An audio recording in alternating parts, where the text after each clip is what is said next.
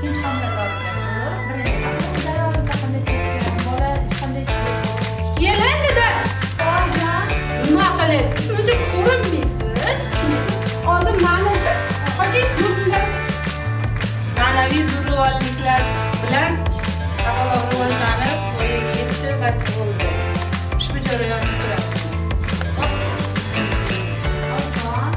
Hamisha telefonda, televizorda bo'lgan qaynona bola bilan muloqot qilmadi. Uyning ishlaridan ortolmagan kelin ham bola bilan so'zlashuv muloqotini qilolmadi. Natijada bola Nuqson bo'lgan barcha bolalarda dastlab nafas mashqlari boshlanishda nafas mashqlaridan boshlanadi. Logopedlar nutqidagi nuqsoni bo'lgan bolalarda nafas mashqlari va u bilan bog'liq bo'lgan buzilishlarga yordam beradi. Jarayon. Nafasni har doim to'g'ri olishni bolaga o'sha yo'naltirib borishimiz kerak. Artikulyatsiyon mashqlarini bajartiramiz. Artikulyatsiyon mashqlar ikki turga bo'linadi. Statik, dinamik, harakatli va harakatsiz turlarga bo'linadi.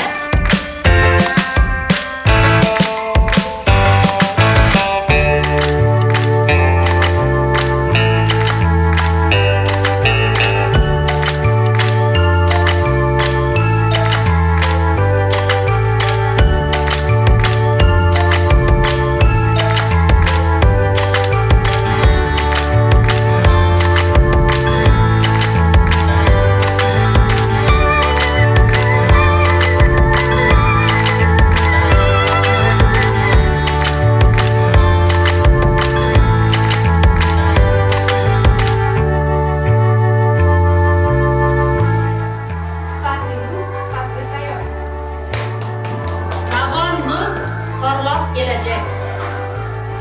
Kichik qadamlar, katta natijalar. logopediya, ilm, sabr va nefrat. Biz logopedlar so'zlar orqali qalblarni ochamiz. Ravon, yetuk